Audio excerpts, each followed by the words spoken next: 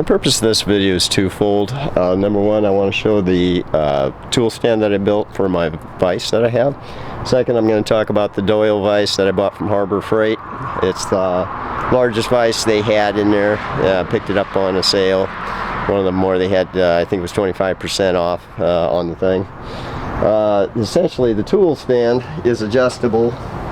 It has an inner sleeve that slides up and down. I haven't mounted it down to the platform I've got here yet at this point, just kind of getting things adjusted. But there's two positions that it can have right now. I can make it so that it's got more later if I need to by drilling more holes in the inner sleeve here. But essentially I can either leave it down there, lock it in place with a set bolt, or I can lift it up to a certain point and put the hitch pin through where I drilled a hole in there. Essentially, I just kind of lift this thing up to where I see where that hole is. It's at some point here. Let's see, I'm just going to find where it is. Right there. And just put that pin through. Drop it down. There's a clip to put on the end to keep the pin from backing out. And then what I do is I just tighten this guy down to keep it. If I don't do that, it's got a little bit, there's a little bit of wiggle there. And this just kind of takes that wiggle out, but I can tighten it down. And after that, it won't have that wiggle to it anymore. Back and forth, it's solid in place. Essentially, that kind of holds that in place there. Doyle vise. Now, one thing I'm going to point out is that on this thing, because I kind of stumbled there a little bit, there's only 3 ears for the mounting bolts, not 4, so be aware of that.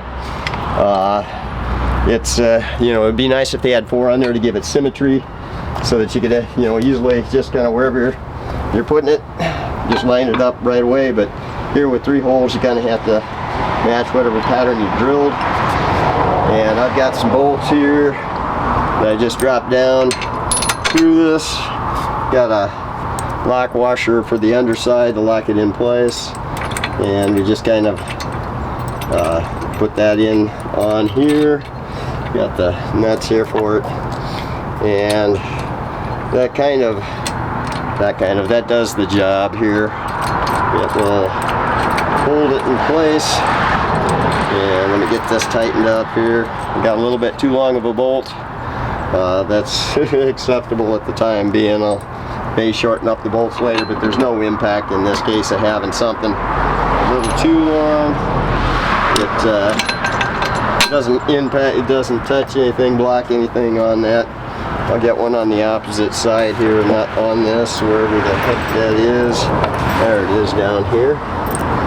And then I'll kind of talk a little bit more about the vise once I've got this cinched down. So this thing, the combination, moderately heavy on that. I don't know, the vise is probably like 45 pounds, give or take a little bit. It's pretty good.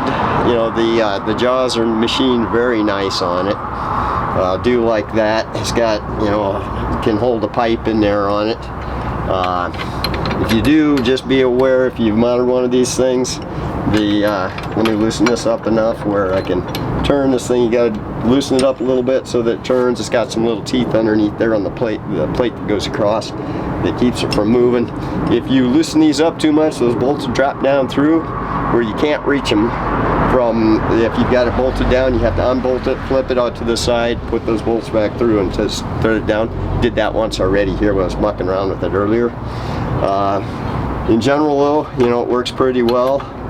It's got quite a bit of adjustability to it, and you know, it's got indexing on this where you can just kind of rotate it around. In general, like I said, I like it. It's pretty well machined. It is cast on the body, but they did a different kind of casting on it that's a little more durable. You know, it's hard to find a forged vise that isn't going to completely break the bank. You know, this thing, when it was on sale, I can't remember, it might have been like $140, $130 in that area. Not too bad for a vise, you know, this big and this durable with that much adjustability on it. Well, in general, I'm pretty happy with this thing. So that's my tool stand there, and the vise that I've got for it. So I'll move on to the next project after this. Like I said, I'll just have to bolt this guy down for the time being. I may move it into the garage and anchor it to the floor in there. I don't know, we'll see. Right now this is just temporary to work with. I just kind of use it with the metal bender I've got out here on the back side of it. That's another Harbor Freight tool, you know, kind of like some of their tools. Some of them not so good, some of them pretty good. Anyway, that's my tool stand there, you know, and the vise. You know, be shooting more videos later.